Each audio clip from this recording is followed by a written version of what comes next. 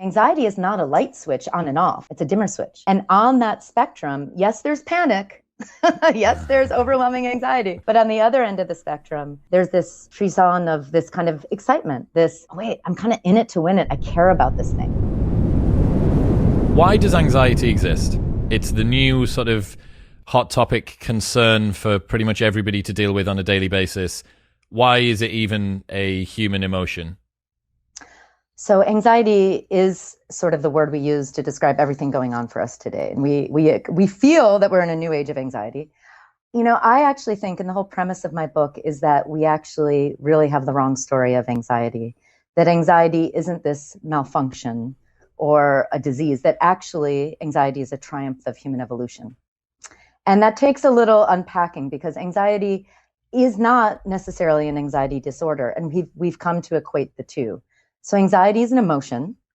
It's evolved, like many other things, to be useful to us. And actually, when Darwin wrote his theory of evolution, it was a trilogy. There were 3 parts to it, and the third part was called The Expression of Emotion in Man and Animals, and it was all about emotion and its adaptive value. And so when you think of it from that perspective, well, why would we have evolved to have anxiety? It seems like this destructive, terrible thing. Anxiety is apprehension, this nervous feeling, or the physical feeling, the thoughts, all of those responses. It's apprehension about the uncertain future, which means that there's something coming around the bend. It could be bad, but it could also be good because it's uncertain. And anxiety actually prepares us to avert disaster and make good outcomes into reality. And so anxiety evolved to help us actually manage this, perhaps the most critical challenge of humanity over our evolution, which is uncertainty, things that we can't predict, things we can't protect ourselves immediately from. And it prepares us to imagine the future. That's why I called the book Future Tense. You can't be anxious without thinking into the future, being a mental time traveler. You imagine the future, you plan, and in response to those plans, you're more persistent, creative, innovative, and you prioritize social connections. And so anxiety it has this aspect of being a real asset to us. So anxiety is fundamentally future focused. You can't be anxious, but we can be anxious about something that happened in the past. Oh, no.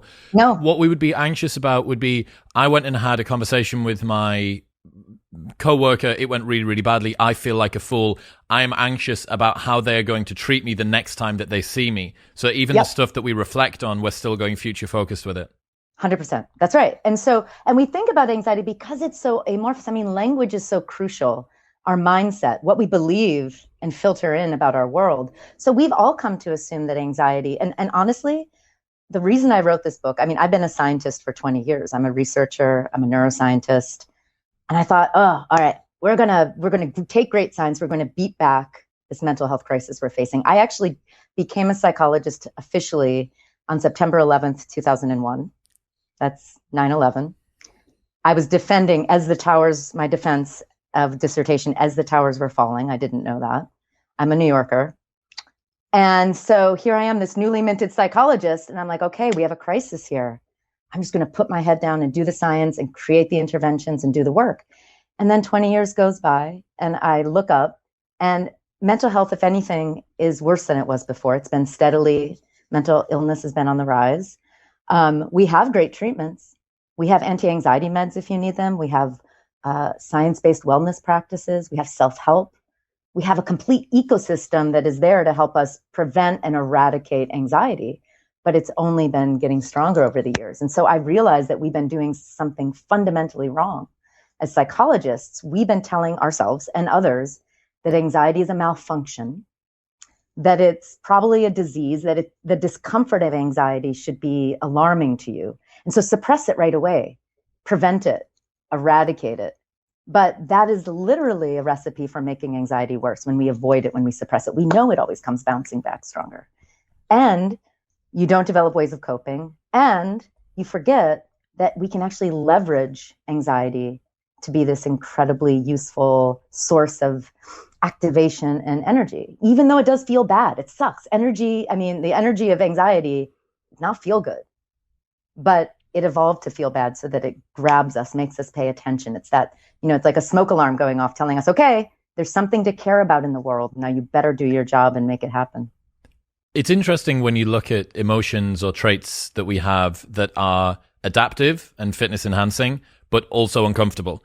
And the bottom line is humans are built to be effective, not happy, right? We're built to be effective, survive and reproduce, survive and reproduce. What are the traits that helped us to survive and reproduce? Now, we do have a mismatch, right, between our current environment that we're in now and the one that every single trait that we now deal with developed in. And in a world which would have been significantly more dangerous, that would have had far more threats, where you could have been killed by a cut on your knee, or there was constant predators around and you didn't have shelter and you were cold in the winter and hot in the summer, as opposed to the other way around, which we now have with heating and air conditioning. All of those traits were adaptive, right? They helped us to survive. And anxiety being, everyone understands, you walk toward, I do a little morning walk in Austin where I am at the moment, and there's a lot of squirrels here. You guys, everywhere. I'm in New York. We know We know from squirrels. Squirrels intimately, yes. And there, I was looking this morning. I was thinking about the fact we were going to have this conversation, and I was so far away from this squirrel, and it can move so much quicker than I can move, and yet it was moving away from me, scurrying away from me, because it's got presumably some form of anxiety or concern or threat response, where it thinks that big thing in the hoodie over there is walking towards me. I need to make sure that I keep my distance, even though we're 10 yards apart. Right. So there is always an advantage, the negativity bias, right, to err on the side of increased danger. And I suppose that, seeing anxiety as something which is malignant or like an aberration of the way that we're put together is probably not fully embracing what it can do. And also, maybe even more importantly than that, as soon as you start to make anxiety a problem in itself, you get anxious, guilty, and resentful about feeling anxious, which creates this second order effect that can often be even bigger. It's a recipe for that. And something very interesting about what you said, and which I spent a lot of time exploring in the book, what you described about that squirrel, I believe that was probably closer to fear than anxiety. And we tend to equate the two. So fear is present. You're in the present tense, and you're certain there's danger right there facing you. And you don't have to have simulations of the future. You don't have to be a mental time traveler. Here's this big hoodie guy, and he's coming towards me, and I'm this little squirrely cutie, and I need to do something about that. I've learned, right? That's adaptive. But anxiety is about something you haven't seen yet. It's about being able to simulate in your mind and hold it at once, both the positive and the negative possibility. What if the hoodie guy comes by tomorrow or next week? Yeah. And I think, you'd have to be the René Descartes of, you'd have to be this existentialist squirrel to be able to really think that deeply, about that, because that's not, animals, I think, do have some anxiety. Of course, because I wrote a whole book about anxiety, I have a very anxious dog. Is that as a byproduct of you writing the book? I have no idea. I can't figure it out. He's a rescue, but suffice it to say, when I think about his experiences, it's really about this certain present danger. And anxiety, again, you're thinking to the future. So it's not just protective. And that's something we can wrap our mind around, right? Like fear can be protective too. It's actually productive. And this is where we've been asking the wrong questions, having the wrong conversations about anxiety, because, well, here's something that's scientifically established, but we don't talk about it. So we know that that dopamine is sort of the feel-good hormone, right? It's that neurotransmitter in our brain. We think about it as having to do with addiction on the bad side, but also any sort of pleasure. You get a spike of dopamine, right? It's sex, drugs, and rock and roll. That's dopamine. And we think about this reward system, which also is helpful to you because dopamine also spikes when you're anticipating pursuing something that's important to you, trying to work towards a goal. So dopamine's there as this little messenger between your brain areas, trying to get your brain to work effectively to meet your goals. But guess what also causes dopamine to spike, is anxiety. So when we're anxious, dopamine has a huge increase in our brain. Now, why? Because when we're anxious, we still are hoping. We're in it to win it. We're caring about the future. And so anxiety, by leveraging the reward system, is actually allowing us to say, okay, there's this bad thing that could be happening, but there's also this really good thing. And my body which feels a lot like fear, right? There's the fight, flight, there's all these other things, but those are the fight, flight, and fear are the three Fs. Anxiety on top of that recruits your reward system. It recruits your social bonding system. It recruits all this other biology that allows us to be positively focused, not just defensive. Does that mean that people can get addicted to anxiety, or they can become dependent or increasingly sensitive to it? Well, we actually have not asked a lot about that. It's a great question. What we think probably happens is that, when you're tracking your emotional state, anxiety, it's uncomfortable, it spikes, but so does dopamine. But then when you meet your goal, when you either do the thing you need to, you're worrying about that thing in the future, you're like, oh, I better just take care of business. Then when you've done that, dopamine will start to go down, your anxiety will go down. And that's negative reinforcement, right? So it can keep you doing that same thing. And maybe that's a good thing, like persisting, because the absence of that feeling of anxiety is rewarding to you. So in that sense, what you're suggesting is really interesting, because you're saying, well, but if we get hooked on that cycle of feeling good, right, after we've done that thing, anxiety, that's one way that we know anxiety disorders operate. Like take what we now don't term an anxiety disorder, but an obsessive compulsive related disorder, OCD. The trick with OCD is that the obsessions, which are these disturbing thoughts and ideas, we try to control them with the compulsions, the rituals. And so the rituals, we get stuck on these rituals because, at least for a brief moment, they reduce our anxiety just in the short term. Of course, it comes screaming back later, even stronger than ever. But it's that negative reinforcement cycle that keeps us hooked into obsessions. Compulsions. What is, apart from the dopamine, what is anxiety at a biological level? What's going on? I feel anxiety. What is being deployed within my body? What's happening? So you do have the autonomic nervous system, particularly, the fight flight system that's activated. So on the kind of peripheral biology, that's what you're having, what you see happening. You also, though, you have your central nervous system, you have your brain activating. And a lot of people, mostly because we scientists have talked about it this way, we think, oh, you're anxious or fearful and your amygdala starts firing, this fear center of your brain. But the amygdala, which is this sort of part of this limbic emotional area of our brain, it's much more than just a fear detector. It detects uncertainty. It also detects reward. And when you receive treatment for anxiety disorders, it's as if the amygdala is representing all these important things in the world to us, negative, positive, uncertain. And when you're treated for an anxiety disorder, that proportion shifts. So you start to, maybe you were overemphasizing uncertainty and negativity. And then when you get your anxiety a little more roped in, you actually start focusing more on the reward aspects of why anxiety is driving you. So you have the amygdala, you have the limbic system, but you also have these cortical limbic circuits in the brain, which connect the emotional brain with the prefrontal cortex. And so that circuitry is crucial because it's the prefrontal cortex and other areas and the temporal, and temporal lobe that allows you to regulate your emotional experiences. It allows you to bring in memories.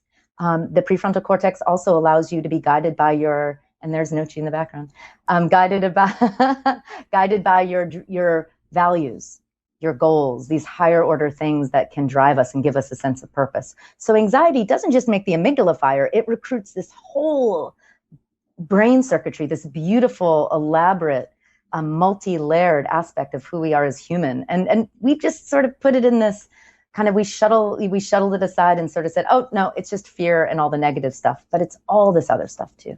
Is there some adrenaline dump in there too? Is there anything else going on?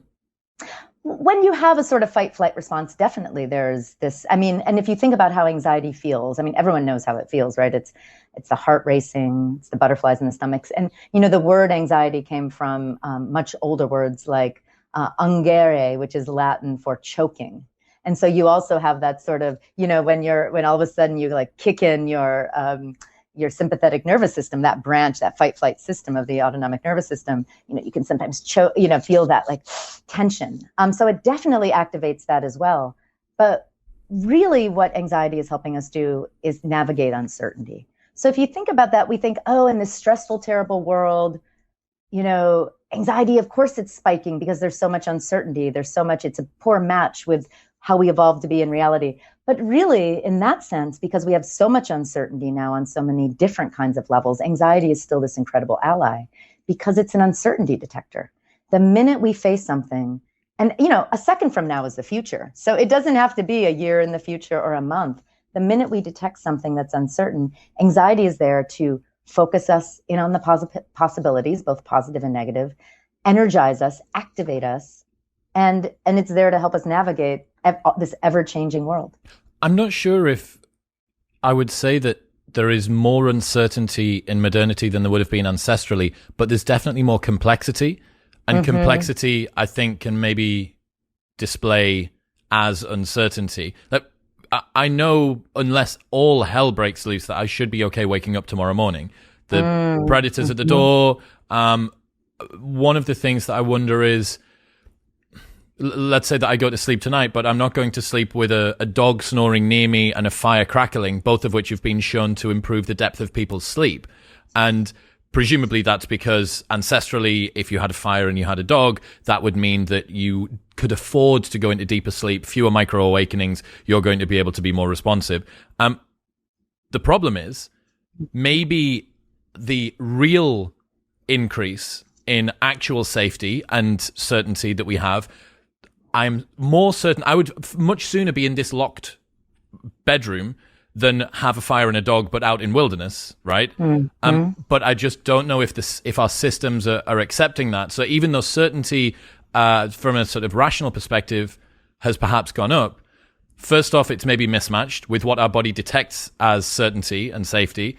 And then on top of that, there is absolutely more complexity, right? There is way more noise and far less signal, what we consume on a daily basis. As well, what you said about how the amygdala and the front brain are connecting makes a lot of sense, because what you're doing usually when you're getting anxious is creating these elaborate dream/nightmare scenarios in which everything goes wrong, but you need to recruit a big chunk of brain power, right? To be able to do, it's this super colorful, and you can almost feel it, you can hear what it would be like walking across the floor to speak to your boss, to have the conversation, and what the door looks like and the handle looks like, and you're opening and that's his face in front of whatever it is, right, that you're doing, or the awkward conversation with your partner.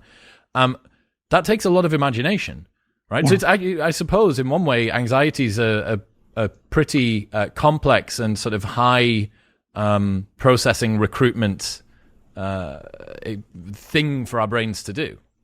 Yeah, that's why I think of it as a triumph of human evolution, because that being being able to do mental simulations in exquisite detail, like you described, that is a very human evolutionary achievement that I believe is probably unique to humans among other animals. You know, the thing is, it's a really great point about certainty and the nature of certainty and uncertainty. And we think of, and of course, we had a much longer time to evolve being concerned about certainty with basic safety threats, you know, and all of this. But we also have evolved to be highly adaptive to what a different context or a new context throws our way. And that's why, you know, there's a whole chapter in the book that I just call uncertainty. I don't actually use the word anxiety until the very end of the chapter, because really what anxiety is, it's solving the problem of uncertainty for us.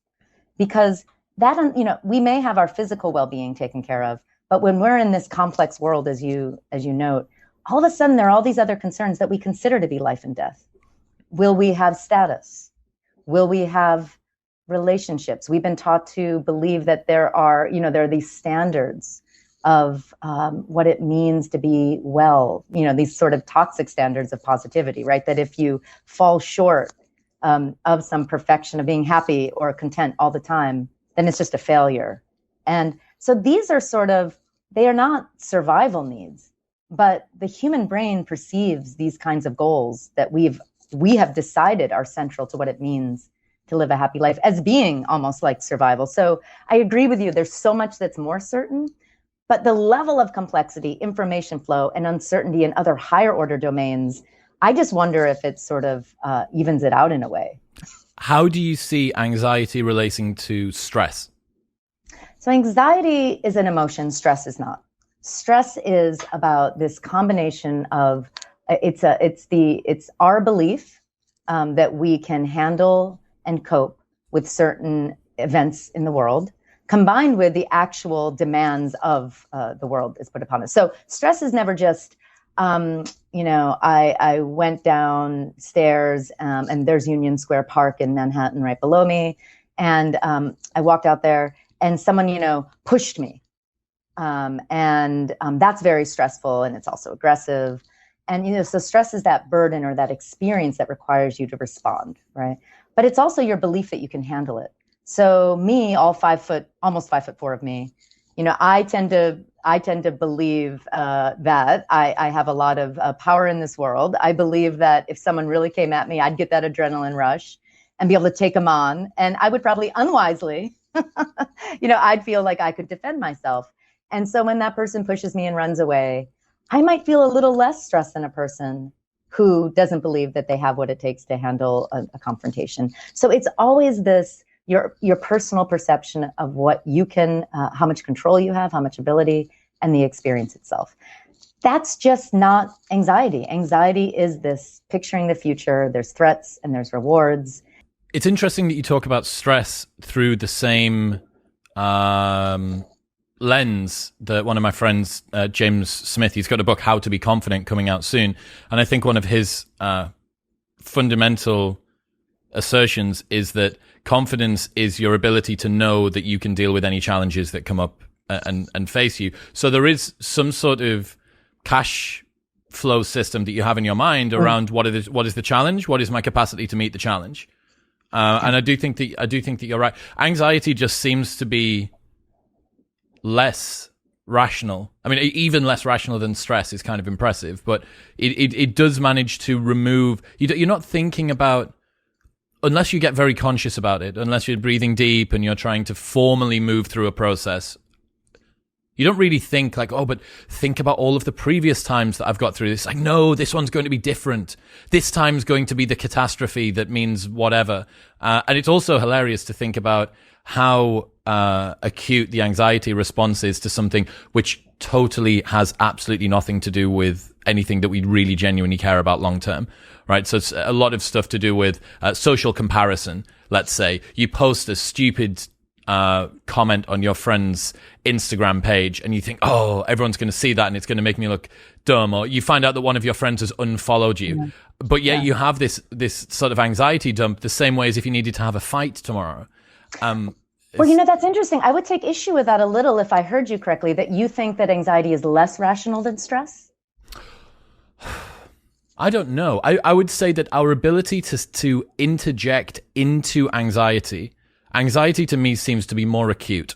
It seems to be more difficult to pattern interrupt when it's occurring. And perhaps that's simply because it is more acute and stress tends to be a little bit more chronic and long term. Let me give you an example, if I may, and I'm wondering what you're going to think of this. So, anxiety, evolutionary theories about emotion, and actually the kind of emotion scientist I was trained to be, it's called a functional emotion theorist.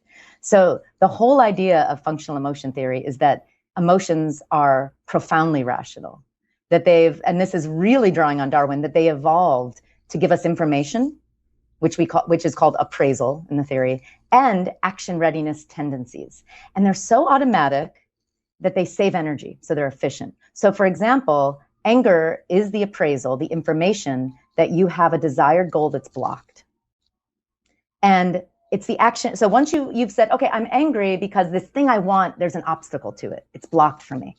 And that appraisal, that information creates the action readiness tendency to overcome the obstacle. So it prepares you to fight, to do what you need to do, to persist. And so that's fundamentally rational, right? Now, and it's also automatic and efficient. And so the way I think about anxiety is that it's this automatic appraisal that this future is uncertain, but it's something I care about. So your example about posting something stupid on Instagram, and I don't even do social media really that much anymore because I just can't get past the, like, how do I do this? And it's really, and I don't know what to say, and I feel like I'm a brand, and I'm a Gen Xer, so that's fundamentally aversive to me. Anyway, but if you had that feeling, if you posted something and you thought it was stupid, anxiety is the information that you care about that. You care about looking stupid on Instagram. I personally may not, or let's not talk about me, anyone, someone who can post something and just blithely post anything they want to, and they just don't care. They won't get anxious about it because anxiety points you can only be anxious when you care about something. So it's that information. And imagine, I don't know if you ever have this happen, but you wake up at 5 a.m. and you have those worries. It's like free floating anxiety going through your head, right? So you sit there and you can do one of two things. You can say, oh my God, I have to get rid of this because it's painful, it's unpleasant. Or you can say, there's some information for me in here. What's going through my mind here? So you might sit there and say, oh, wait a second. Is it that fight I had with my partner last night? And you're like, no, we resolved that. And you're like, oh, okay, is it something that work thing that I have to do? No, that's okay too. And then you're feeling it. You feel, oh, wait a second. I've been waking up every morning with searing pain in my stomach for 2 weeks. Oh, maybe I should be caring about that, and maybe I should go to the doctor. Yep, that's it. Bingo.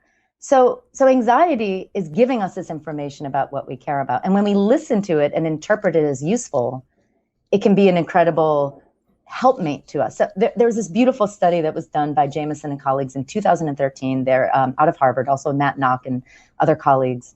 And they brought in socially anxious patients, so people diagnosed with social anxiety disorder. And when you have social anxiety disorder, the key concern is that you fear social rejection and judgment. And so they brought in this group of people, and then they prepared them to do what is literally a torture session for a socially anxious person, which is to, in 3 minutes, prepare a speech about something very contentious, probably like the death penalty or something like that, and present it after this brief preparation in front of a panel of judges who will be evaluating you on your performance. And all the judges are sitting there like that. So this is a torture session for someone who's socially anxious.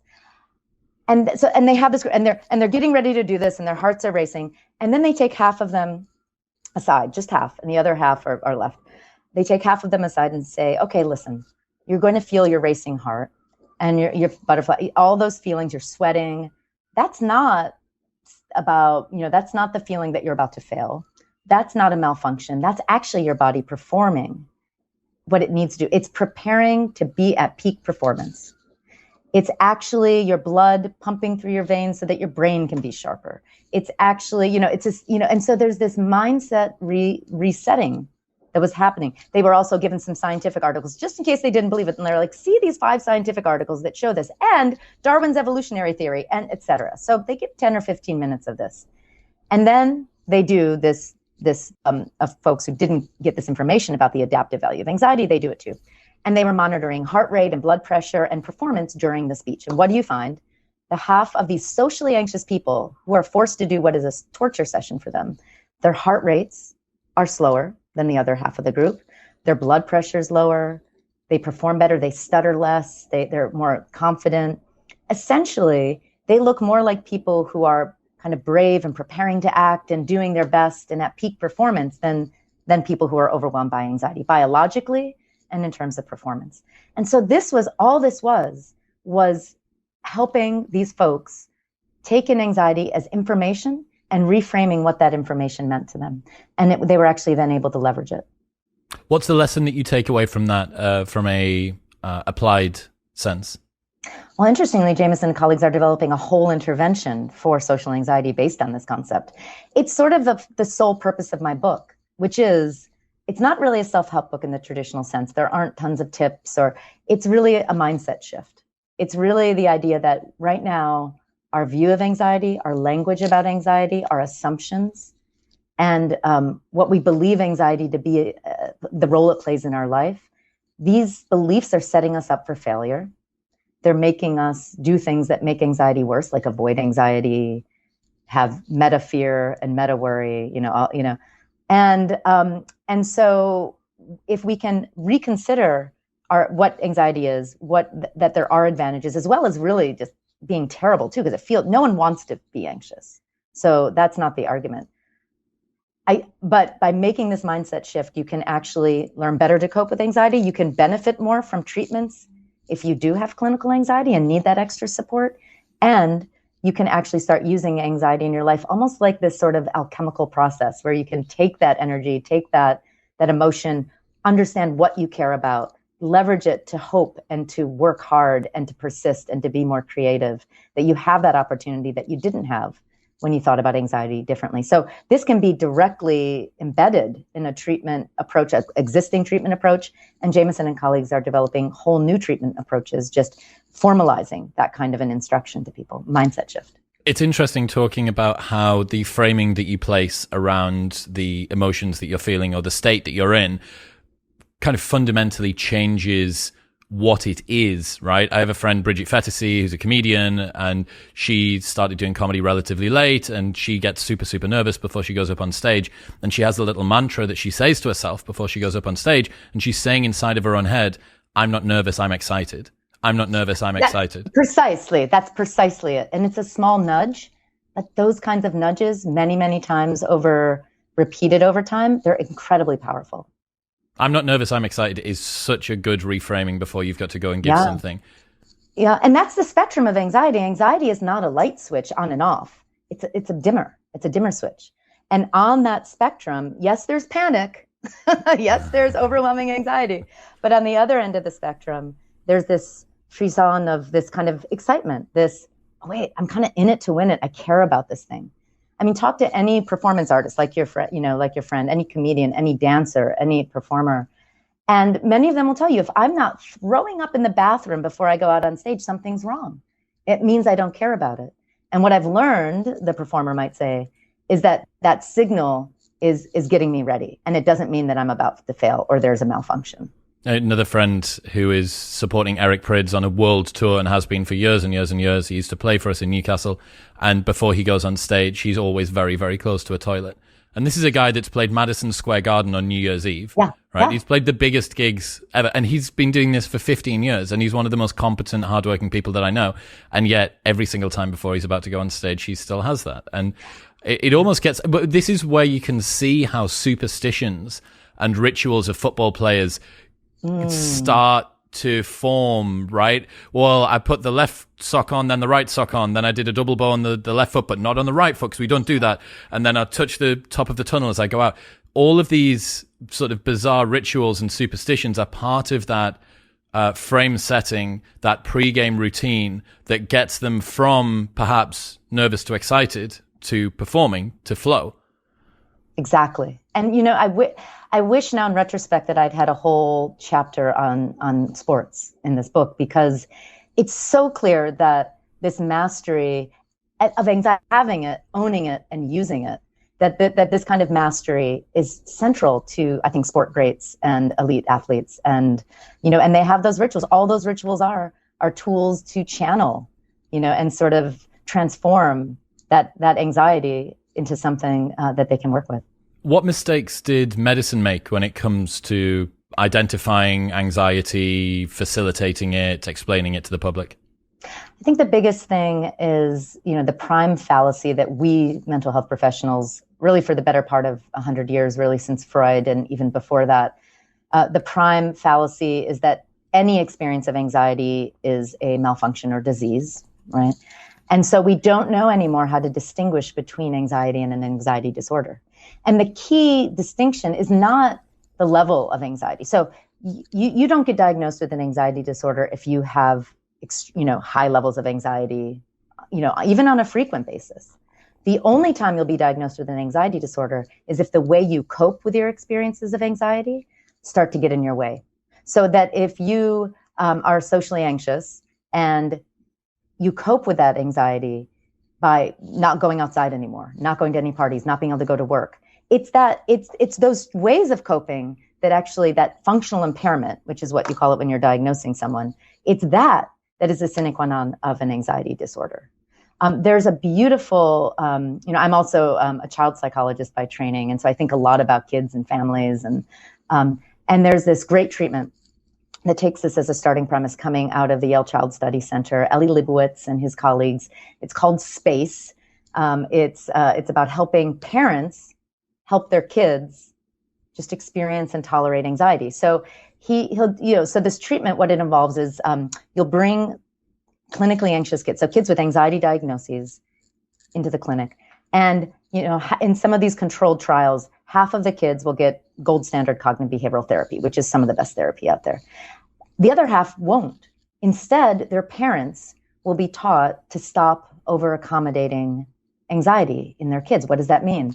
The kid who's afraid to fly, parents who, out of the best of intentions, want to comfort the child, will stop all family vacations that require taking a flight somewhere. The kid who doesn't want to be separated from the parent, they'll say, well, okay, you don't have to go to school today, and you don't have to go tomorrow, and you don't have to go the next day. That's accommodation of anxiety in a way that's actually not helping, and we know makes anxiety worse. So the parents are simply taught to stop that and instead support the kids in actively coping with all the discomfort of anxiety and all the distress. And what you find is after the parents get that 6 weeks of treatment and you compare them, the kids of those parents, to kids who got treatment themselves, 80%, I think that one of the first studies they did, 87% of those kids whose only their parents received therapy showed significant reductions in clinical anxiety. They did as well as the kids who got therapy themselves. So if you were able to combine the CBT with the parents' therapy? No, there's no CBT for the kids. No, but is there not CBT on the control group? No, it's only I'm sorry. So in the comparison, well, yes. So the kids, half of them just got CBT. Yes. And then the other half just got the parent. Right. So what the magic combination should be both. Yes, that's what I was thinking. Yeah. How heritable is anxiety? That why do you have an anxious child and not an anxious other child? Have you got any idea about heritability? There's good evidence that anxiety disorders, again, this is the extreme of the spectrum, are only moderately and probably mildly heritable, which suggests that there's probably a genetic and temperament component, but it's so much more sort of how, what you bring to the world matches with the demands that are thrown at you, the stressors that are thrown at you, combined with how you learn to cope with that. So, for example, I have 2 kids, a 13-year-old son and a 10-year-old daughter, and my son's going to kill me one day, but he's a little more on the anxious side. And there are several stories about sort of that anxious experience that he's always brought to the table. There's stories about how terribly I have failed in helping him with that. But I know that, part of that is him, part of that is the fit with my parenting style, and part of that's how we help him cope. How effective is anti-anxiety medication? I think that for many people, anti-anxiety meds are a really important temporary step. And, benzodiazepines they were really a revolution when they were created about 70, 80 years ago now. Of course, they were stumbled upon. It was by mistake. But, what's the story there? Do you know the story? Yeah. So prior to benzodiazepines, the treatments for anxiety were very, very dangerous. So there are these essentially these tranquilizers, minor tranquilizers that were given to people, barbiturates, to treat anxiety. So Judy Garland and Marilyn Monroe died of barbiturate overdoses, which were anti-anxiety meds, because they suppress the central nervous system. So if you take too much or combine with alcohol, you stop breathing, your heart stops beating. So this was sort of the go-to treatment. And doctors, having medicalized, anxiety to be, it's a disease, we better treat it, really wanted some way to relieve people's pain. They didn't think about, well, how do we help them through it? So luckily, there was the discovery of benzodiazepines. And essentially what happened is, these researchers and pharmacists, they were trying to create a better drug, and they finally gave up. They were working. And one of the scientists literally just left his mess on a bench, like on a scientific bench, and went away for 3 months. And finally, someone was sent in to clean it up. And they found, I'm not a chemist, but they found these beautiful, like well crystallized, I guess, little compounds. And they started looking at them. And it turned out these were benzodiazepines. And so now what you have is what they believed at the time to be less addictive, to be more tolerated, well tolerated, and very effective in reducing anxiety. So the first anti-anxiety med was Valium. And, it became so popular in the 50s. This was in the 50s that they had discovered it, in the 50s and 60s and 70s. The doctors would just prescribe it and call it V. It was Valium. The Rolling Stones song, Mother's Little Helper, that was Valium. It used to be called executive Excedrin, the painkiller Excedrin, because all the executives and business people would be popping it as they went across the world in their business trips. And everyone was very optimistic and hopeful. But then what started to happen is we realized that benzodiazepines were very dangerous as well. And they are addictive, and they are also nervous system depressors. So that means, again, if you combine them with, say, opioids, or you combine them with alcohol, they can cause coma and death.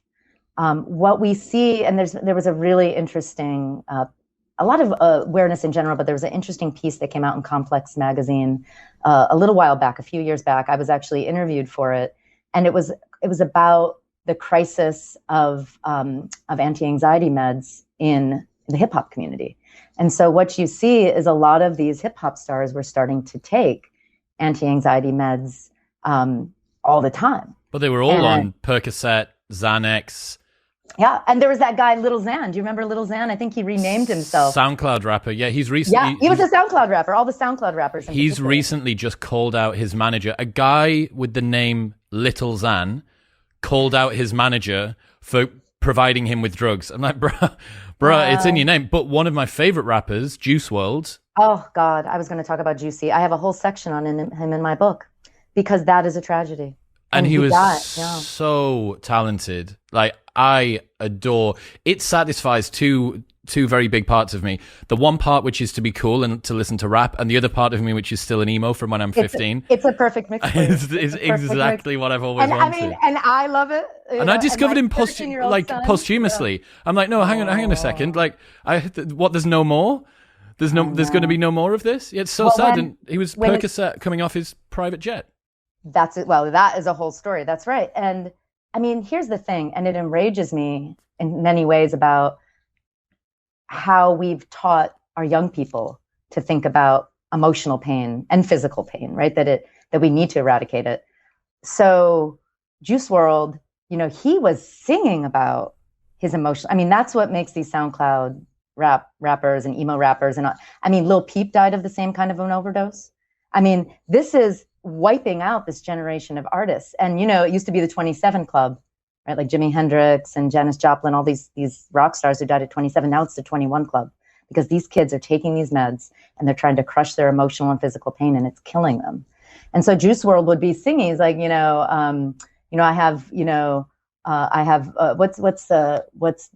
there's this song where he's talking about feeling righteous. He's feeling, he's in his white Gucci suit. He's feeling righteous.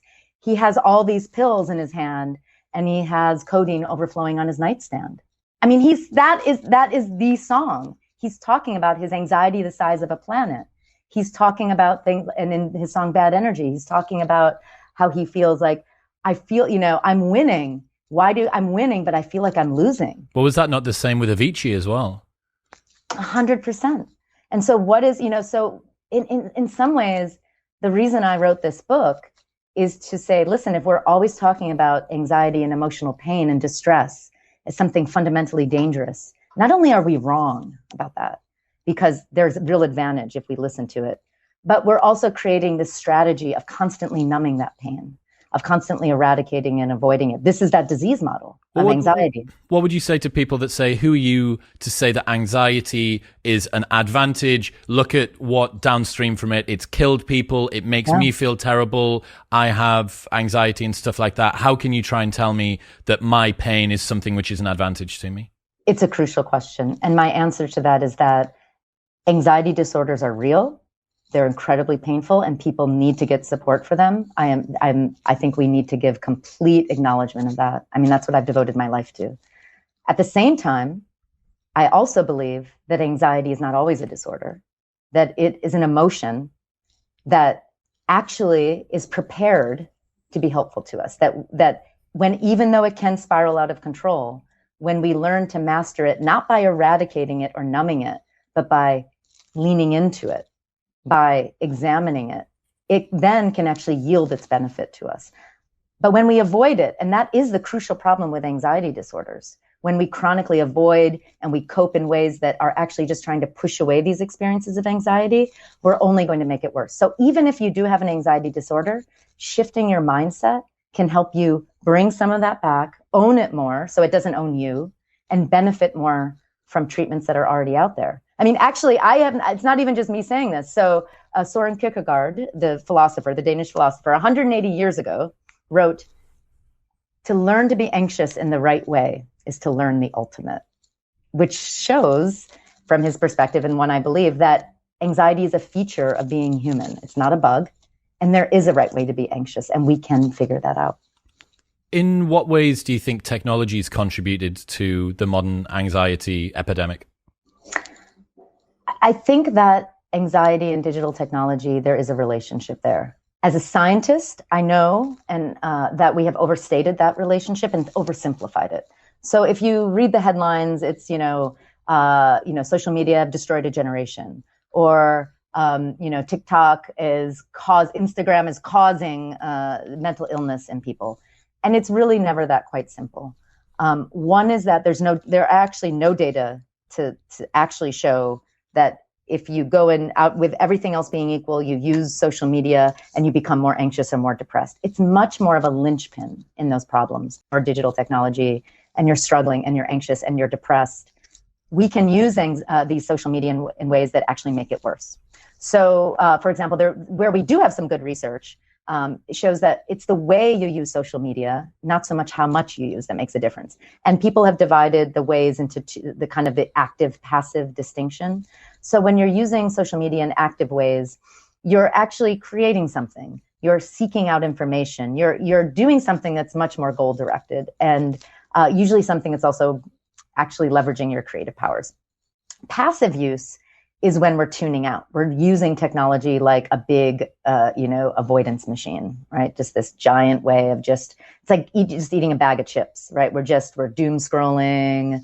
We're like reposting, other people's stuff. We're like counting how many likes we have, and we're doing social comparisons. When we use social media in passive ways like that, that tends to accelerate and exacerbate things like anxiety. So what I see the problem of being is that we have to shift away from black and white ways of thinking about technology, and just, we have to become good digital citizens. We have to say, listen, I personally believe that tech companies need to change their algorithms. I mean, they're not for human good; they're just for their bottom line profit. So I think those algorithms and all the toxicity of these platforms is a problem. But until we can figure that out, we need to be empowered to make choices and to know, hey, just like I know I need to eat fruits and vegetables and once in a while salt and vinegar chips, which is my favorite. We have to make the same choices about social media. We have to know that if we're doom scrolling all day, it's going to make us feel bad. It's going to make us feel crappy. Whereas if we create some really exciting content or a podcast, or we're doing something really interesting, that's going to elevate us and elevate others around us. What are your thoughts about the insight Jonathan Haidt got when he managed to align, I think it was about 2012, 2013, the introduction of Instagram with this huge spike in terms of young female anxiety, and that wasn't mirrored across into men? Have you thought about this? A lot, and I've critiqued those data heavily. And this is really bring it on, send it, come on. And I think John Haidt is a great scientist. I mean, he came out of a different field of study. He really studies moral reasoning and has done amazing work. I think his work on, I think his book, The Coddling of the American Mind, is a very important and interesting one. I think his work in political psychology is very important. But here's where I think he's getting it wrong. Now, he's actually citing a lot of Jean Twenge's work, that he and Jean Twenge have joined forces. And she is a social psychologist who has conducted, taken large epidemiological data sets. What do you mean when you say large epidemiological data sets? Survey data that she didn't, in most cases, actually gather. And you have tens and tens and tens of thousands of people. And then you start to look for correlations among things. And she tracks these sort of generational shifts, and that's part of the work that she's contributed to psychology. But where I feel she's gone a step too far, and where I think John Haidt is also looking at some of those data, is to say, okay, well, we do see that there's a correlation between the introduction of mobile phones and this sort of spike in anxiety and depression that seems to be carried by girls. And you can also you see correlations between amount of technology use and these kinds of symptom profiles. Number one, these were not data that were about clinical anxiety or depression in most cases. So these are existing data sets. So these are not clinical studies of actual clinical anxiety and depression. Number two, a great group out of Oxford actually had access to those same data sets because they're publicly available, and they did a reanalysis. And they found that the effect size of the link between technology and, say, anxiety or depression was quite small. And they could also find a similarly powerful effect size, a link between eating potatoes and mental health. So the more you ate potatoes, the more anxious and depressed you were. And it was literally at the same level of correlation as the link between technology and anxiety and depression. Now, all that to say, I don't think that rules out the fact or the possibility that there could be a strong link. I think that digital technology and social media, I see lots of potential negative impacts. But to say that there's this simple causal, all screens are bad link between mental health and digital technologies, we just don't have the data. I think it's more useful to get nuanced and to say, well, what kinds of use are problematic and for whom and why? So these large data sets that's actionable, and there's also a lot of ways to reinterpret the data. I remember seeing a bunch of very strange correlations online that's to do with the graph. And I swear that one of them was the number of movies that Nicolas Cage starred in a year and the number of people that died by overdosing on cheese. So given the right data set, pretty much. Those are two such beautiful things put together. There was another one of the number of songs released by the Rolling Stones and the number of people who suffocated tangled up in their own bed sheets. So I just think, honestly, I think when we draw such strong conclusions from correlational data, we should be laughed at because it should be just hypothesis generating. It should be, okay, now we go and we test pay attention. This. Yeah, we should go test this. And it's hard to test some of these things, but it's hard work and we have to do that hard work, Need which to get means prospective longitudinal studies. And we have to get Nicolas Cage to get in a new movie so that we can experimentally control what happens after. Precisely correct.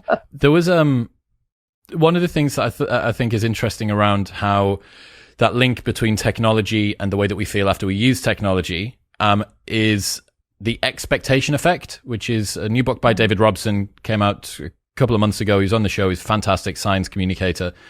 The placebo effect, which everyone is familiar with, this is basically that, but scaled across everything and anything that you care about. And the best example that he gave was gluten intolerances have gone up by 10 times from 3% to 30% over the last 15 years.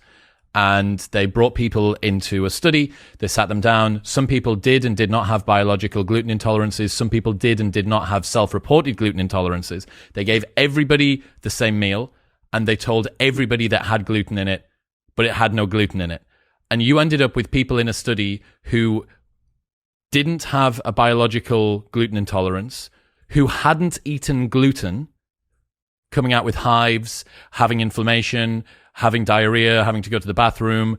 And that basically scales across everything. And I think the episode's so powerful. Tons and tons of people really, really loved it. And the reason being, I think that it reminds us that we have way, way, way more control through framing, right? How are you framing the experience that you go through? And I'm pretty adamant that part of the discussion that we're having around social media is that we've been told that these tech companies are malign and they're stealing our attention and it's bad for our memory and it's bad for our long-term health and it's bad for our dopamine levels and stuff like that. But the problem is that creates an expectation effect for everybody. So you start to use your phone and you finish up and you feel guilty about your phone use and you expect to feel bad. Oh, well, here comes the dopamine crash off the back end of being on Instagram for a couple of hours or whatever. And you go, well, yeah, of course. Like, it's so difficult, right? Because you don't want to do false reporting. Like, if there is a negative result that comes from using technology, you can't lie about it. But by making it public, you make people begin to expect it more, which further, it's like a recursive loop that just always makes it worse and worse and worse. Yeah. I don't really know how to pattern interrupt that, but I certainly know that taking into account, look, you have control over the framing, and framing is, in some situations, literally more important than the thing that actually happened. So there was this, my other favorite study from it was he had people sit on a bike and do a VO2 max test, which is a pretty ugly fitness test to do. And they did in advance genetic marker testing. Apparently there's a particular type of genetic marker that means that your upregulation of oxygen in your lungs is better and you can blow off CO2 more efficiently. Now they split the study into two different groups, but these people weren't based on the genetics. But they took one group to one side that had people who did and didn't have that genetic marker in and said, you should do really well on this test. You've got the right genetics that are going to make it easier. And they said to the other group of people, some that did and some that didn't, you've got the bad genetics. You're probably not going to do very well in this test. Then they got them to do the VO2 max test and looked at the results afterward. Now, like, surprise, surprise, the people that were told that they had the right genetics, they performed better. What was more interesting was that when they actually looked at the upregulation of what was going on in their lungs, their blood pressure, their HRV, their heart rate, all that stuff, they found that the people that were told that they had the right type of gene outperformed the people who had the right gene. So literally what they believed was more powerful than their genetics. And that blew my mind. I mean, I'm with you 100% on this, and the data just keep rolling in on this, right? And that's why, when you ask the question about what if someone who has an anxiety disorder tells you, how can you say this about anxiety? My answer is that this mindset shift about anxiety, to actually see that it can make you more creative and persistent and hopeful. It can make you more creative and persistent and hopeful. And it can help you if you're struggling and trying to get therapy or trying to do wellness or exercise or whatever it is you're doing. This mindset shift can help you benefit more from that. And that's the sole purpose of my book. I really don't want it to be a self-help book, only a mindset shift book. I guess that's self-help. I sort of resist the self-help category. What do most people get wrong when it comes to trying to deal with anxiety? They presume that as soon as they feel it, they should manage it and suppress it. So really, if we think about anxiety as information, the very first step needs to be that if it's information, listen to it. So whether that means, like in that experiment I mentioned with socially anxious people, when, okay, I'm going to listen to my heart racing, and rather than assume I'm about to fail at this public speech, I know it's preparing me, or that I care about this, listen to that information. When you're having free-floating anxiety, something's going to come to your mind that tells you what you care about and what you need to work towards. So listen to it. It's not always helpful information. So sometimes after we listen, we realize, okay, I just have to let this go. It's too much. It's, it's just me spiraling out. And that's when we do things that we know support our wellness. And for a lot of people, that's exercise. Alan Kasdan, who's one of the founders of cognitive behavioral therapy research in the US, he once at this some 50th anniversary, meeting said, if we psychologists really cared about people and helping them, the first thing we'd do is get them all to exercise. And then we'd see what problems were left over. And we'd create boutique targeted treatments for those problems. So for a lot of people, and why does that work? Why does exercise work? Well, there's biological reasons, but I believe when it comes to anxiety, it's also that we remove ourselves from this future tense that can grab us when we're in the future and worrying, and we immerse ourselves in the present. We find flow, we find relief. Maybe we like to take walks. Maybe we do mindfulness meditation. Maybe there's so many things that we can do, and we know what helps us. I write very bad poetry. I love to write poetry. It gets me out of whatever mindset I'm in and helps me immerse myself in my own personal sense of flow. And so these are things we can all do. And then, so then you're in the present, and then you can turn back to anxiety and say, okay, if there's something to do here, how can I hitch it to a sense of purpose? How can I use it to pursue what I care about, my goals? Purpose doesn't have to be some grand vision. It can just be what makes your life meaningful. And I think back to the social media question, I think we do expect it to be bad in many ways. I think that's a good correction, because before we thought that all those, black turtlenecked, saviors were there to help us. And clearly they were not there to help us. They were there to line their pockets. I mean, that's just very clear, or social media wouldn't look like it looks. But, we can, sort of have this view with technology that, we're going to put it in its place. We're going to, understand where it's helpful for us and where it's not. We're going to stop treating ourselves like a brand, like something to be consumed. I think that's where some of the concern is, because when all we can do, especially kids, they're forming their identities, they're figuring it out. When they have to sell themselves like a brand, when they have to think, how am I going to be consumed and approved of in this world? It just distorts their ability to find a purpose that's about what gives their personal life meaning beyond the likes and the shares. What gives their life meaning in terms of what's greater than themselves? What is something that makes them feel alive, that helps them find flow? I think the actual problem with a lot of social media is that we have so many lost opportunities to tune into those other things in our life. And so those opportunity costs can start to get in the way. So I think we need to question many aspects of social media, and we also need to reignite our ability to find purpose in life and pursue it and help our kids do the same. So and anxiety can help you in that because it helps you hope. It helps you work hard. Points you in the right direction. So if somebody does begin to feel anxious, if it was me, if one of my friends was saying, "Hey man, I've got this sort of anxious thought process," my prescription would be, here's a breathwork practice that's going to take 5 minutes and you're going to do box breathing. Then it would be go for a walk. Then it would be go to the gym. Then it would be have a cold shower. That would be my prescription, right? Yeah, I'm aware that you're not trying to go super applied with this, but you've already mentioned training as one of the things. Are there any other practices that you think people could do with educating themselves around if they want to mitigate their anxiety response? So I love all of those practices you mentioned. I would just put something on the beginning and end of it. So what I didn't hear you say was, well, what is why are you anxious? What is going on in your life? Is it telling you something? Is that anxiety actually pointing you to something? Because instead, we all habitually, including we psychologists, we go to, okay, we better handle it. We better, and that's completely skipping over the part about finding out if there's information to be learned. So I would say one really great practice is, how do you sit with anxiety even when it really feels terrible? And it does. Anxiety always feels terrible. That's its nature, to make us pay attention. How do you find a way to sit with it, to tolerate the distress, and to know you're still okay, and to find out what you can? So for some people, that's journaling. For some people, that's talking to a therapist or a good friend. For some people, that might be just meditating and letting those thoughts arise instead of keeping them down and taking all that energy and all that, the stress of suppressing. It just takes a toll over time. So those are, when we think about those three parts: listening, being in the present and kind of managing when we need to. And then the third part is really, again, since anxiety wants to take me into a future where actually my dreams are coming true, when all these good things are happening, how do I leverage anxiety in this way? My husband, he's in the entertainment industry. He's a producer on Broadway and TV, et cetera. And he had a very big work stress about 8 months ago.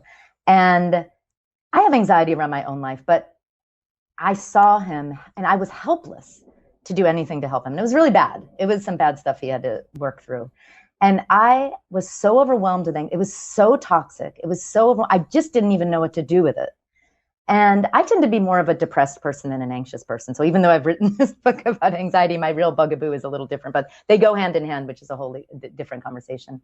But I realized that the only way I could work through this anxiety, which was feeling very extreme to me, in addition to talking to people, was and doing all those self-care, was to actually hitch it to a sense of purpose, which for me was to try to be a support to my husband and to try to use whatever skills I could to make sense of it. So I decided, because the anxiety was so present, I'm going to spend some extra time and I'm just going to listen to him. I'm not going to try and fix it. I'm not, maybe I will if he wants me to, but just be there for him in ways that made me feel fulfilled. Because for me, being a good partner at that moment was really gave me a sense of purpose. And so I felt a little bit more in control, a little bit more, a little bit less uncertain maybe, because I knew that, okay, we can do this together. We can handle this together.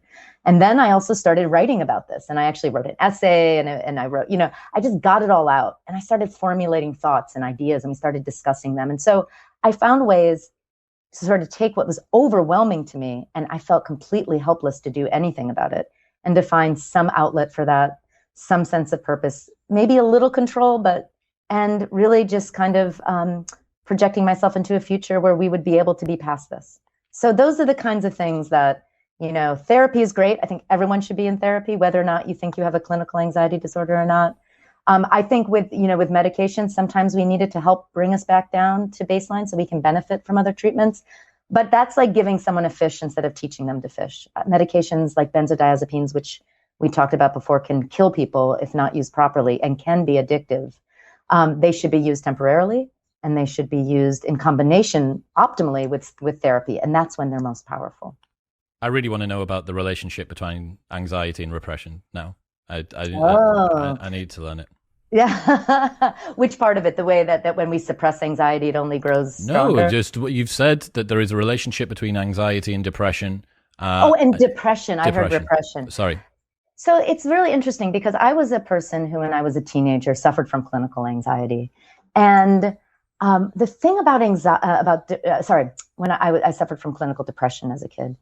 The thing about depression, and again, it's sort of this almost functional emotion analysis, right? When you're depressed, you actually really, you've gone through a stage of really caring about things you want in the world. You have dreams, you have hopes. But what depression is this feeling of real, of loss. You've lost that ability to get what you need and want in life. You have despair. You don't believe that those things are possible anymore. And so this positive, optimistic focus you might have had has just been dashed again and again and again, and you can't find the hope anymore. And so what you and so that's quite different from anxiety, where you're still sort of in it to win it, right? Because you're still working to make that positive thing come true.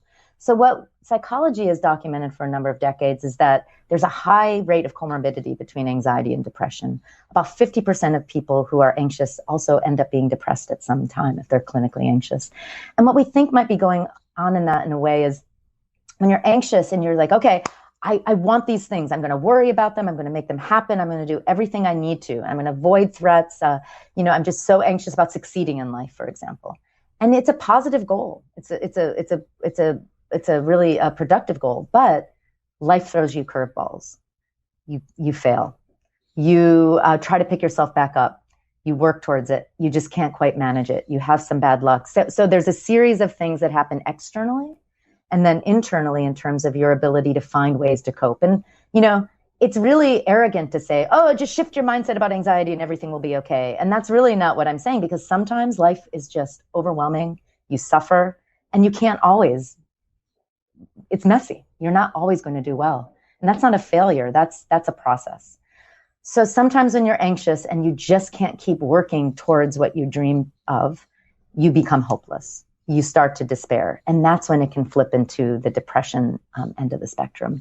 So the two, it's just sort of, what are you working towards in life? What are your goals? What are your dreams? And how you achieve them, whether you achieve them, how you perceive the obstacles, your mindset about that. Those are the kinds of things that can lead us towards problematic anxiety and depression, and also be the ways in to help fix them as well. You mentioned that 50% of people-ish that have anxiety are going to become depressed. Do you know if the reverse is true? Do you know if the relationship between depression being the first mover is the same for anxiety? It tends to be, developmentally, it tends to be anxiety first, followed by depression. But it does go the other way too. And then, of course, you have multiple comorbidities. So with depression, there's also high rates of eating disorders, especially in females. There's high rates of addiction in depression and anxiety as well. So it's all these, it's always a double-edged sword with mental illness. It's always us humans, us messy humans, trying to adapt to what can be a terrible world sometimes, and a wonderful world. And so every symptom is just an attempt to adapt. So, when we're anxious and we become, or when we have OCD and we start developing all these compulsions that start to get in our way, it's just our human nature to try to adapt to overwhelming feelings and thoughts. And it's really effective for a short term. It's kind of miraculous if you think about it. But over time, the costs outweigh the benefits. So I started my career studying child maltreatment, abused kids. My very first job was to go into the basement of Child Protective Services and actually read the detailed reports of how kids were abused and what they suffered. And it was, literally to this day, I get the sick feeling in my stomach. But this was a center at the University of Rochester in the United States that was starting to develop the science of maltreatment, to understand how maltreatment happens, how it affects kids, and how kids can be resilient, and how people can be resilient in the face of it. And so here I was reading about this terrible maltreatment. Real suffering, physical abuse, sexual abuse, neglect. And then I would go and I'd be working with these kids in this sort of day therapy program, and I would see them, and they're beautiful and they're creative. And yes, they were troubled, but they were still remarkable. How did that happen? How in the world did they have that resilience? And so what happens is they adjust to what should not be happening to them. They form weaknesses, but they also form strengths.